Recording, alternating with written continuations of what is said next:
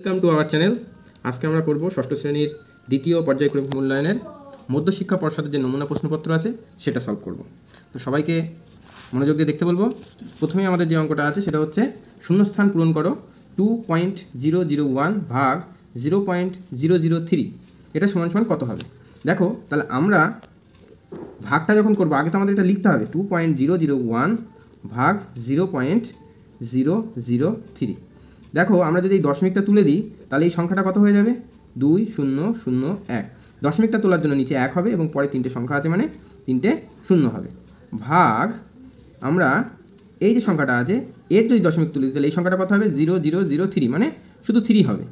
আর দেখো দশমিকের জন্য 1 হবে এবং পরে তিনটে সংখ্যা আছে তার জন্য তিনটে শূন্য হবে। এবার দেখো আমাদের এই সংখ্যাটাকে এই সংখ্যাটা দিয়ে ভাগ করবো, তার মানে কি ভাগকে আমরা কি লিখতে পারি উল্টে দিয়ে গুণ লিখতে পারি। তার মানে এটাকে আমরা এইভাবে লিখতে পারি 2001/1000 গুণ 1000/3। দেখো এই 1000 এবং এই 1000 কেটে যাবে, তাই না? 3 দিয়ে এটাকে কাটা যাবে কি না? অবশ্যই কাটা যাবে, কারণ এখানে এই সংখ্যাগুলো যোগফল 2001 এর যোগফল হচ্ছে 3। আমরা জানি কোনো সংখ্যার যোগফল যদি 3 বা 6 বা 9 এগুলো হয় তাহলে সেই সংখ্যাটা অবশ্যই করে 3 দিয়ে কাটা যায়। তখন এটাকেও আমরা 3 দিয়ে কাটতে পারবো। তো 3 দিয়ে এটাকে কাটলে কী হবে, প্রথমে 3 6 18, তাহলে থাকে 2, তাহলে 20 হয়ে যায়, আবার 3 6 18, আবার 2 থাকে, মানে 2 আর 1 21, তাহলে 3 7 21, তাহলে কত হলো 667। এইটা হচ্ছে আমাদের প্রথম অঙ্ক। এবার আমরা আসছি দ্বিতীয় অঙ্কে। 2 দাগের অঙ্কটা কী আছে দেখো, বলছে একটি আয়তক্ষেত্র ও বর্গক্ষেত্রের পরিসীমা সমান। আয়তক্ষেত্র এবং বর্গক্ষেত্রের পরিসীমা যদি সমান হয়, আর আয়তক্ষেত্রের দৈর্ঘ্য এবং প্রস্থ বলা আছে 6 সেমি ও 2 সেমি, তাহলে পরিসীমা যদি দুজনের সমান হয় তাহলে আমি আগে আয়তক্ষেত্রের পরিসীমাটা বার করতে পারবো, তাহলে সেই পরিসীমাটা এই বর্গক্ষেত্রের পরিসীমা হবে। আর বর্গক্ষেত্রের দৈর্ঘ্য প্রস্থ তো কিছুই আমার দেওয়া নেই। আর পরে আমাকে কি জানতে চেয়েছে, বর্গক্ষেত্রের ক্ষেত্রফল। তার মানে কি বর্গক্ষেত্রের বাহুটা আমাকে বের করতে হবে এবং সেই হিসেবে আমরা তার ক্ষেত্রফলটা করব। তাহলে প্রথমে আমরা আয়তক্ষেত্রের পরিসীমাটা বের করব। তাহলে লিখি আগে আয়তক্ষেত্রের পরিসীমা সমান সমান কত হবে। তাহলে আয়তক্ষেত্রের পরিসীমা সমান সমান কী হবে, আমরা আগে সূত্রটা লিখে নিই, ঠিক আছে? সূত্রটা কী হবে, পরিসীমা সমান সমান 2 গুণ দৈর্ঘ্য যোগ প্রস্থ, এত কি হবে, এককটা কী হবে, অবশ্যই করে একটা একক হবে, তাই না? আচ্ছা, তাহলে এখানে আমার কি ছিল দেখো, অঙ্কতে কত ছিল, অঙ্কই ছিল 6 সেমি এবং 2 সেমি। তাহলে আমরা এবার চলে আসি এখানে, তাহলে 2 × 6 যোগ 2। এবার এককটা কী লিখবো, যেহেতু ওখানে সেমি আছে আমরা এখানে এককটা অবশ্যই করে সেমি লিখব। তাহলে 6 আর 2 8, তার মানে 2 গুণ 8 সেমি, তাহলে 8 দুগুণে 16 সেমি। তাহলে এটা আমরা কি পেলাম, আয়তক্ষেত্রের পরিসীমা। এই আয়তক্ষেত্রের পরিসীমা যা, এই বর্গক্ষেত্রের পরিসীমাও তাই। তাহলে এই বর্গক্ষেত্রের পরিসীমাটা কত, 16 সেমি। তাহলে সুতরাং এই বর্গক্ষেত্রের পরিসীমা কত, 16 সেমি, তাই না? এবার বর্গক্ষেত্রের পরিসীমা যদি 16 সেমি হয়, আমরা কি জানি বর্গক্ষেত্রের যে বাহু সেটা কি করে পাই, আমরা পরিসীমাকে 4 দিয়ে ভাগ করলে পাই, কারণ বাহুকে আমরা 4 দিয়ে গুণ করলে পরিসীমা পাই, তাহলে উল্টোটা করলে আমরা বাহু পাবো। তা আমাদের এখানে বাহুটা বের করতে হবে। তাহলে সুতরাং বর্গক্ষেত্রের বাহু সমান সমান পরিসীমা বাই 4 একক। তাহলে এখানে পরিসীমা কত, 16/4, এককটা কী ছিল, সেমি। তাহলে 16কে 4 দিয়ে ভাগ করলে কত হয়, 4 সেমি, তাই না? তাহলে আমরা এই পর্যন্ত বুঝতে পারলাম। এবার দেখো আমাদের জানতে হবে কি ক্ষেত্রফলটা। তাহলে ক্ষেত্রফলটা কী হবে, বাহুর স্কোয়ার। তাহলে সুতরাং বর্গক্ষেত্রের ক্ষেত্রফল সমান সমান বাহু স্কোয়ার বর্গ একক, অর্থাৎ এখানে 4 স্কোয়ার বর্গ সেমি, 4 4 কত হয় 16, অর্থাৎ 16 বর্গ সেমি। দেখো এখানে আমাদের যে অঙ্কটা ছিল, অঙ্কটা কিন্তু শুধুমাত্র শূন্যস্থান পূরণ ছিল, তাই না? অর্থাৎ আমাদের কিন্তু শুধুমাত্র এখানে শূন্যস্থানটা পূরণ করতে হবে। অর্থাৎ আমি যে এতটা লিখে অঙ্কটা করলাম সেটা কিন্তু আমাদের পরীক্ষায় খাতার করার কোনো দরকার নেই। কিন্তু আমি যদি এইটা না জানি যে কিভাবে হচ্ছে তাহলে তো আমাদের হবে না, সেই জন্য আমি তোমাদেরকে এইভাবে করালাম।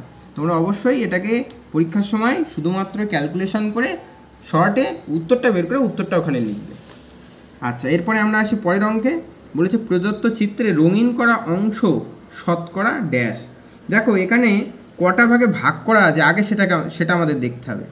দেখো কটা ভাগে ভাগ করা আছে, আমি এই রং করা অংশ থেকে গোনা শুরু করি। 1 2 3 4 5টা, অর্থাৎ 5টা রং করা অংশ আছে। তারপর দেখো 1 2 3টে খালি অংশ আছে। তাহলে মোট কটা হলো? 8টা অংশ আছে। 8টার ভিতর থেকে 5টা রং করা আছে। তাহলে এটাকে আমরা কিভাবে লিখতে পারি? এটাকে আমরা লিখতে পারি কিভাবে? 5/8, তাই না? তাহলে 5/8 এটাকে যখন আমরা শতকরায় নিয়ে যাব, তখন শতকরায় কী করে নিয়ে যেতে পারি আমরা? এত অংশ, তাই না? অংশ থেকে আমরা শতকরা কী করে করতে পারি? আমরা তাকে 100 দিয়ে গুণ করব, করলেই আমরা শতকরা পেয়ে যাব, পার্সেন্টেজে পাবো, তাই না? তাহলে এই গুণ করলে কত হয়? এবার এখানে আমরা একটুখানি কাটাকুটি করব।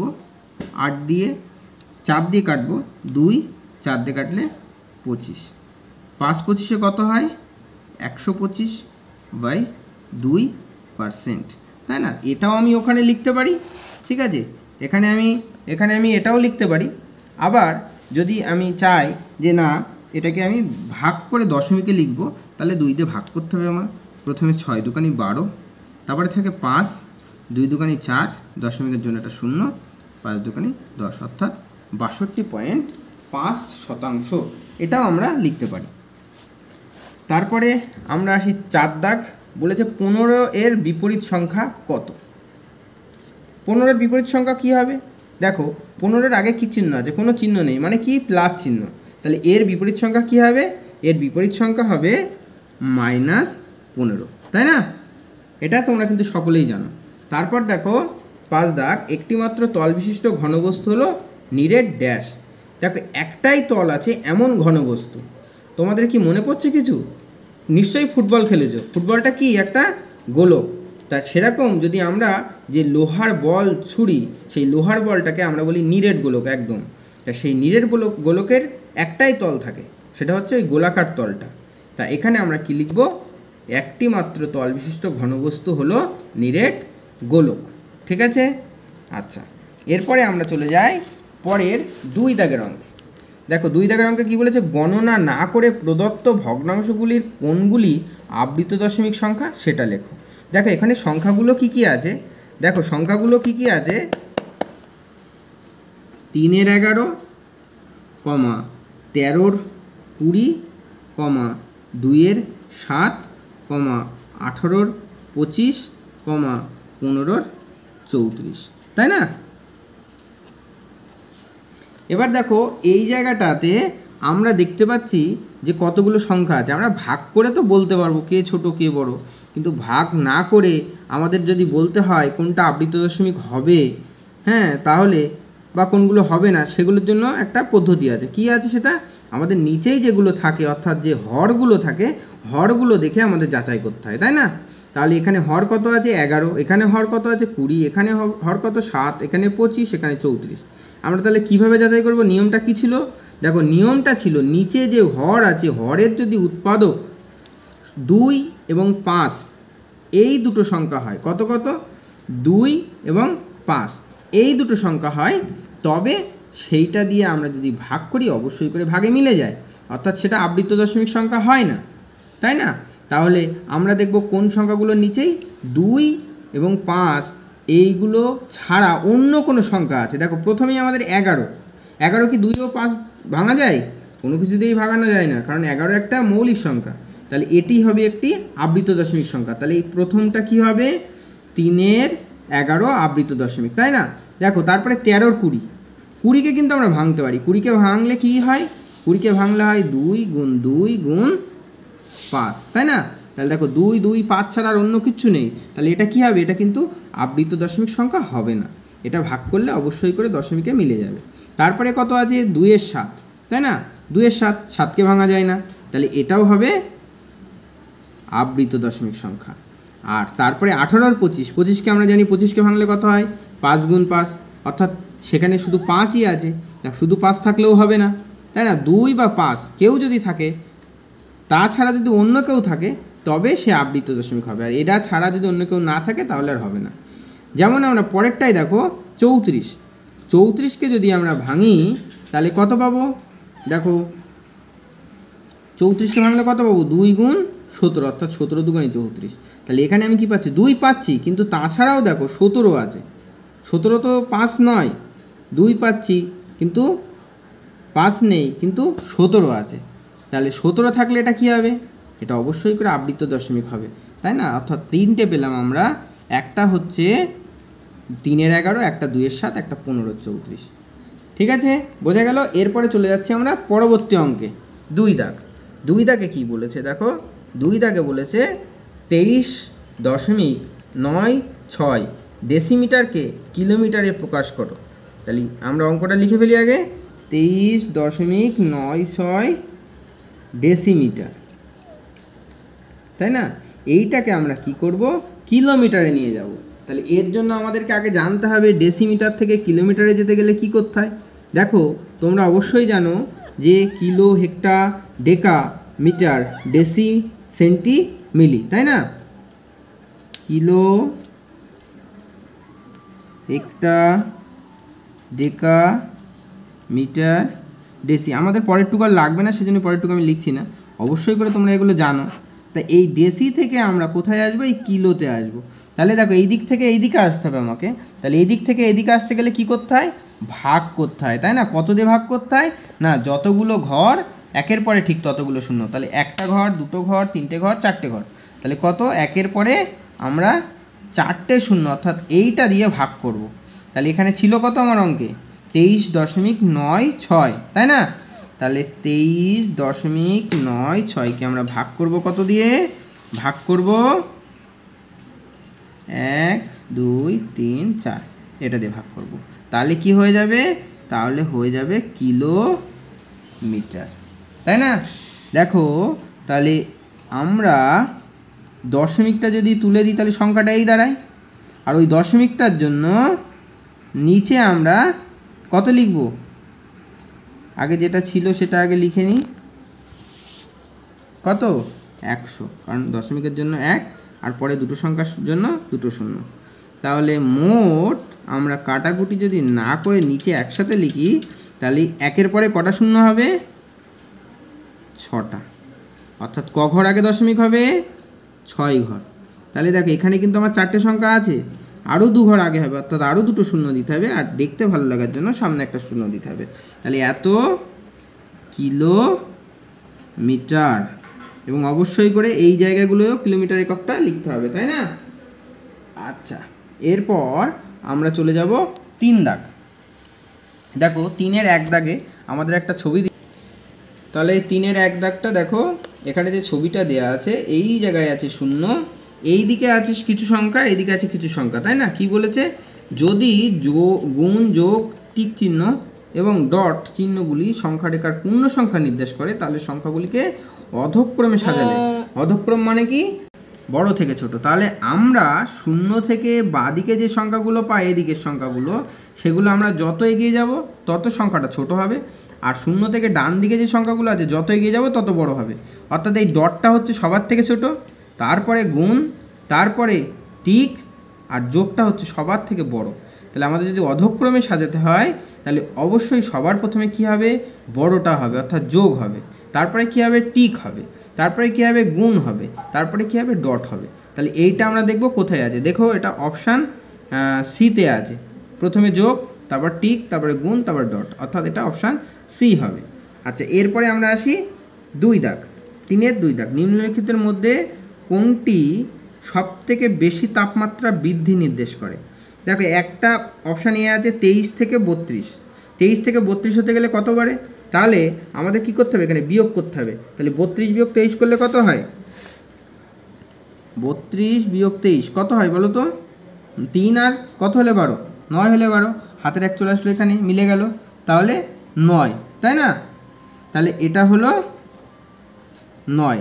পরে দেখো -10 থেকে 1, তাহলে -10 ডিগ্রি থেকে 1 ডিগ্রি, তাহলে এখানে কতটা পরিবর্তন হয়েছে, কতটা বেড়েছে, তাহলে আমরা এখানে কি করব, 1 বিয়োগ 10, তাই না? তাহলে কি হয়ে যাবে, 1 যোগ 10 মানে এটা হবে 11, তাহলে এখানে 11 ডিগ্রি বেড়েছে, তাহলে 9 থেকে 11 বেশি। এরপর আমরা আসবো -18 থেকে -11, তাহলে -18 থেকে -11 মানে -11 -18, তাহলে এটা কত হবে, দেখো -11 মাইনাসে মাইনাসে +18, তাহলে কত হয় 18 আর কত হলে 11 হয়, +18 আর -11 কত হবে 7 হবে প্লাস, তাই না? আচ্ছা, আর চতুর্থটি কি আছে -5 ডিগ্রি থেকে +5 ডিগ্রি, তাহলে -5 ডিগ্রি থেকে +5 ডিগ্রি, তাহলে 5 বিয়োগ -5 মানে এটা হবে 5 যোগ 5 মানে 10, তাহলে সব থেকে বেশি কোনটা পাচ্ছি আমরা এইটা, অর্থাৎ যে আমাদের অপশান 2 আছে সেই অপশান 2টাকে আমরা এখানে টিক দেবো, তাই তো? আর তৃতীয়টি আছে দুটি ঋণাত্মক পূর্ণ সংখ্যা লেখো যাদের অন্তর 7। দেখো আমরা সাধারণত যদি বলে দুটো সংখ্যা লেখো যাদের ভিতরে পার্থক্য 5, অন্তর মানে কি বিয়োগফল, তাহলে আমরা সেক্ষেত্রে দুটো সংখ্যা লিখব, একটা যদি 1 লিখি তো আর একটা নিশ্চয়ই 6 লিখব। তো এখানে বলেছে অন্তর 7 এবং সংখ্যাগুলো ঋণাত্মক বলেছে, তাহলে ঋণাত্মক বললে আমরা ধনাত্মকে যেমনভাবে পাবো ঋণাত্মকেও ঠিক তেমনভাবে পাবো, শুধু ধনাত্মকের চিহ্নগুলো প্লাস থাকবে, ঋণাত্মকের চিহ্নগুলো মাইনাস থাকবে। তাহলে এক্ষেত্রে আমরা যদি ভাবি যে একটা সংখ্যা -3, তাহলে আর একটা সংখ্যা কত হবে 7 আর 3 -10, তাই না? যদি আমরা এটা না ভেবে অন্য কিছু ভাবতাম যে একটা সংখ্যা -7, তাহলে আর একটা সংখ্যা কত হতো 7 আর 7 14 মানে -14, তাহলে দুটো সংখ্যা লিখতে বললে আমরা এইভাবে এটাও লিখতে পারি এটাও লিখতে পারি, আর তোমরা চাইলে আরও অন্য কিছুও লিখতে পারো, ঠিক আছে? এরপর আমরা চলে আসছি 4 দাগ। 4 দাগে দেখো প্রথমে বলেছে 4টি অসমরেখ বিন্দু দিয়ে সর্বাধিক কটি সরলরেখা আঁকা যায়। দেখো 4টি অসমরেখ বিন্দু থেকে আমরা কিভাবে সরলরেখা আঁকবো, নিশ্চয়ই দুটো করে বিন্দু যুক্ত করলে, তাহলে সেক্ষেত্রে অবশ্যই করে আমরা যে কোনো দুটো বিন্দু যোগ করতে পারি। কিভাবে, প্রথমটার সঙ্গে বাকি 3টে যোগ করলে 3টে পাবো। আমরা যদি বিন্দুগুলোকে ভাবি যে একটা বিন্দু, দুটো বিন্দু, 3টে বিন্দু, 4টে বিন্দু, দেখো এটার সঙ্গে যখন একে যোগ করবো একটা পাবো, এটার সঙ্গে যখন একে যোগ করবো একটা পাবো, এটার সঙ্গে একে যোগ করবো একটা পাবো, কটা হলো 3টে। এবার দেখো এর সাথেও আমরা একে যোগ করতে পারি, একে যোগ করতে পারি, বাকি ওর সঙ্গে তো যোগ আগেই ছিল, তাহলে 3টে আর 2 হলো 5টা, তাহলে এই একটা কটা 6টা, তাহলে মোট আমরা কটা আঁকতে পারবো 6টা, সর্বাধিক 6টি সরলরেখা আঁকা যাবে। আর সেটা আমাদের লিখে দিতে হবে, 6টি সরলরেখা আঁকা যাবে। 2 দাগ, চিত্রে কোন কোন জোড়া সরলরেখা পরস্পর সমান্তরাল তাদের মধ্যে 2 জোড়া পরস্পর সমান্তরাল সরলরেখার নাম লিখতে বলেছে। এই যে পাশে যে ছবিটা আছে, ছবিটাতে দেখতে পাচ্ছ যে এই সরলরেখাটা সমান্তরাল, আর এই যে খাড়া 3টে সরলরেখা আছে এরাও পরস্পর সমান্তরাল। তা আমাদের যে কোনো দুটোকে নাম লিখবো, তাহলে আমি বলতে পারি AB এবং CD এরা সমান্তরাল। আবার দেখো এখান থেকে বলতে পারি EF ও GH এরাও সমান্তরাল, বা আমি এটার সঙ্গে এটাও বলতে পারতাম EF ও IJ, বা এটাও বলতে পারতাম GH ও IJ, তাই না? সরলরেখার দুই পাশে যে দুটো বিন্দু আছে সেইটার দ্বারাই সরলরেখার নাম দেওয়া হয়, তাহলে একটা সরলরেখার নাম আর একটা সরলরেখার নাম দিতে হবে যারা পরস্পর সমান্তরাল আছে, ঠিক আছে? বোঝা গেল? এরপরে আসছে আমরা 3 দাগ, একটি ঘনবস্তুর চিত্র আঁকো যার সবগুলি তল ত্রিভুজাকার এবং ঘনবস্তুটির বিশেষ নাম লেখো। দেখো আমরা যদি ছবিটা আগে আঁকি তাহলে ছবিটা কেমন হবে, প্রথমে আমরা ত্রিভুজ আকারের তার ভূমিটা এঁকে দেবো, ঠিক আছে? ভূমিটা আঁকার পর কি করব, ঠিক একই রকমভাবে আমরা এর যে শীর্ষবিন্দুটা সেটা এইভাবে আঁকব। দেখো তাহলে এটা একটা আমার ত্রিভুজ আকার, যেটা বলেছে যে ঘনবস্তু যার সব তলগুলি ত্রিভুজ আকার, তাহলে এটা হলো। এবার বলেছে এই ঘনবস্তুটির বিশেষ নাম কি? এই ঘনবস্তুটির বিশেষ নাম হচ্ছে চতুস্তলক, কারণ এর 4টে তল আছে, 1 2 3টে আর সামনের দিকে একটা, তাই না? 4টে তল আছে, তাই এর নাম হচ্ছে চতুস্তলক, ঠিক আছে? আচ্ছা, এরপর বলেছে তোমার দেখা একটি ষড়ভুজাকার ভূমি বিশিষ্ট প্রিজম আকৃতির ঘনবস্তুর নাম লেখো এবং চিত্র আঁকো। দেখো এক্ষেত্রে তোমরা খুব সহজেই এই ষড়ভুজাকার ভূমি বিশিষ্ট প্রিজমের মতন আকৃতি ঘনবস্তু অবশ্যই দেখেছো, সেটা হচ্ছে তোমরা যে পেন্সিলটি ব্যবহার করো সেই পেন্সিলটি। তো তোমরা এখানে পেন্সিল লিখতে পারো, ঘনবস্তুর নাম পেন্সিল, যার সাথে লিখে দেবে এটা যার ভূমি সুষম ষড়ভুজাকার, তাহলেই হয়ে যাবে, ঠিক আছে? কারণ ভূমিটা যদি ষড়ভুজাকার না লেখা হয়, অনেক পেন্সিল হয় যেগুলোর ভূমিটা ত্রিভুজাকার হয়, তা সেক্ষেত্রে আমরা এটা অবশ্যই লিখে দেবো যার ভূমি ষড়ভুজাকার। এবং চিত্রটা কিভাবে আঁকবো, চিত্রটা আঁকতে গেলে আমাদের দেখো আমি একটু আঁকার চেষ্টা করি, তোমরা এভাবে আঁকবে অবশ্যই। আমরা প্রথমে একটা এরকম দাগ দেব, ঠিক তার নিচেই তার সঙ্গে সমান্তরাল আর একটা দাগ দেব, দেওয়ার পর এইভাবে আমি সেই দাগগুলোকে যুক্ত করলাম। দেখো এটা ভূমিটা হলো ষড়ভুজ, ঠিক আছে। এরপর আমরা ঠিক এখান থেকে ওপরে আরও একটা ষড়ভুজ আঁকবো যার বাহুগুলো এর সঙ্গে সমান্তরাল হবে। তো প্রথমে আমি এইটা যোগ করি, ঠিক আছে। তারপর একটুখানি আমার বাইরে বেরিয়ে গেল, এগুলো আসলে স্কেল দিয়ে অবশ্যই আঁকতে হয়, তাহলে সুন্দর হয়।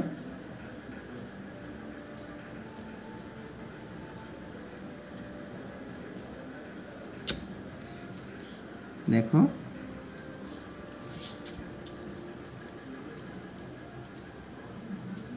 দেখো এইভাবে আমরা আঁকতে পারি এটাকে, সুষম ষড়ভুজাকার ভূমি বিশিষ্ট প্রিজম আকৃতির ঘনবস্তু। এরপর আমরা চলে যাব 5 দাগ, 5-এর 1 দাগ। দেখো কি আছে, সরল আছে 0.75 গুণ 0.75 যোগ 0.25 গুণ 0.25 যোগ 2 গুণ 0.75 গুণ 0.25। দেখো এই অঙ্কটা তোমরা যেভাবে করবে সেটা হচ্ছে দশমিকটাকে তুললে কত হবে 0, দশমিক উঠে গেলে 75 এবং নিচে কত 100, এখানেও তাই হবে 75/100 যোগ এটা কত হবে 25/100 গুণ 25/100 যোগ 2 গুণ 75/100 গুণ 25/100, কারণ আমরা দশমিক তোলার জন্য নিচে 100গুলো পেলাম। এবার দেখো এগুলো অবশ্যই 25 দিয়ে কাটা যায়, 25 দিয়ে কাটলে কত হয় 3 4 3 4, এখানে 25 দিয়ে কাটলে কত হয় 1 4 1 4, এখানে 25 দিয়ে কাটলে 3 4, এখানে 25 দিয়ে কাটলে 1 4, তাহলে কত হলো প্রথমটা 3 3 কে 9 4 4 16 যোগ দ্বিতীয়টা কত হলো 1 1 কে 1 4 4 16 এবং তৃতীয়টা কত হলো 3 1 কে 3 3 2 6/4 4 16। তাহলে দেখো নিচে সবার 16, তাহলে আমাদের যোগ করতে খুব সুবিধা হবে 16, তাহলে উপরেরগুলো সব যোগ হয়ে যাবে 9 যোগ 1 যোগ 6, তাহলে কত হয় 16/16, 16/16 মানে কত 1, ঠিক আছে। এরপরে আমরা যাচ্ছি 2 দাগের অঙ্কে। 2 দাগের অঙ্কে কী বলেছে, প্রত্যেকটি জামা তৈরি করতে 2.1/4 মিটার কাপড় লাগে। তাহলে 2.1/4 মিটার মানে কত সেটা আমরা আগে বের করে নিই। 2.1/4 মিটার সমান সমান 4 দুগুণে 8 আর 1 9, অর্থাৎ 9/4 মিটার, তাই না। আর বলেছে প্রত্যেকটি জামা তৈরি করার সময় 1/8 মিটার কাপড় কাটতে গিয়ে নষ্ট হয়। তাহলে নষ্ট হয় কত মিটার 1/8 মিটার, তাহলে প্রত্যেকটি জামা তৈরি করতে কি এই কাপড়টুকু এবং এই কাপড়টুকু টোটালটাই লাগে। তাহলে একটা জামা তৈরি করতে আমাদের কতটুকু কাপড় লাগে বার করে নেবো আগে। একটি জামা তৈরিতে কাপড় লাগে কত 9/4 যোগ 1/8 মিটার। তাহলে লসাগু কত 8, 4 দিয়ে ভাগ করলে 2, 9 দুগুণে 18 যোগ 8 দিয়ে ভাগ করলে 1, 1 1 কে 1, তাই না। তাহলে 18/1 কত হবে 19/8 মিটার। দেখো তাহলে যদি 6টি কাপড় আমাকে তৈরি করতে হয়, এরকম 6টি জামা সম্পূর্ণ করার জন্য কতটুকু কাপড় লাগবে আমার, তাহলে 6 দিয়ে গুণ করলেই আমরা সহজে পেয়ে যাব। তাহলে সুতরাং 6টি জামা তৈরিতে মোট কাপড় লাগবে কত 19/8 গুণ 6 মিটার। তাহলে আমরা এখানে 2 দিয়ে কাটাকুটি করতে পারি, 2 দিয়ে কাটলে কত হয় 4, 2 দিয়ে কাটলে কত হয় 3, এবার 19 দিয়ে 3কে গুণ করব, কত হয় 3 19 57/4 মিটার। এবার দেখো আমরা একটুখানি ভাগ করে দিই, তাহলে 4 দিয়ে ভাগ করলে 4 1 কে 4, এখানে 1 থাকে 17, তার মানে 4 4 16, 1 থাকে, তার মানে দশমিক দিয়ে 0 10 হবে, 4 দুগুণে 8, 2 থাকবে, তাহলে দশমিক পরে আবার 0, 2 আর 0 20, তাহলে 4 দিয়ে ভাগ করলে 4 5 20, অর্থাৎ আমরা এটাকে লিখতে পারবো 14.25 মিটার। তা এটা হলো আমাদের উত্তর। এরপর আমরা চলে যাব 3 দাগ। বলেছে এবছরে খরার জন্য গ্রামের জমিতে ধানের ফলন গত বছরের থেকে 12% কম হয়েছে। আচ্ছা, 12% কম হয়েছে এর মানেটা কি? এই যে এখানে বলেছে 12% কম হয়েছে, এই 12% কম হওয়ার মানেটা কি? 12% কম হওয়ার মানে যদি আগে ফলন 100 হতো, এখন 100 থেকে 12 কম, অর্থাৎ 100 বিয়োগ 12 হবে, তাই না? তাহলে আমরা সেটা আগে লিখি। 12% ফলন কম হওয়ার অর্থ হলো যদি আগে 100 কুইন্টাল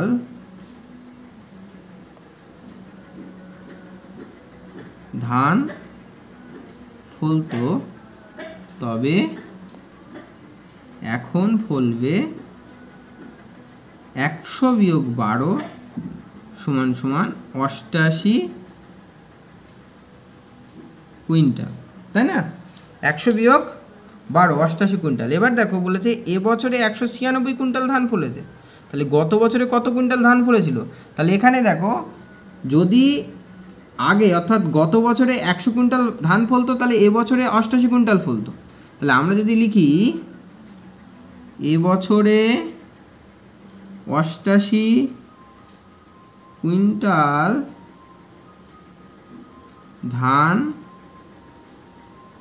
ফললে গত বছরে ফলে 100 কুইন্টাল, তাহলে 1 কুইন্টাল ধান ফললে গত বছরে কত ফলবে? 100/88 কুইন্টাল।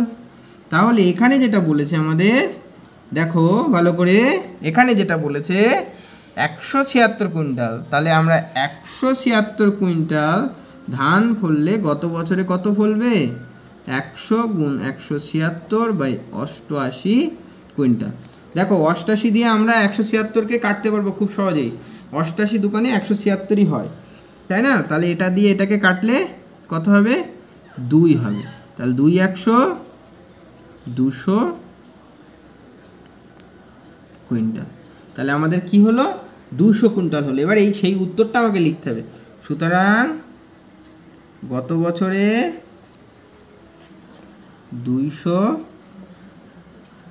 কুইন্টাল ধান ফলেছে। এবার আমরা আসি পরের অঙ্কে।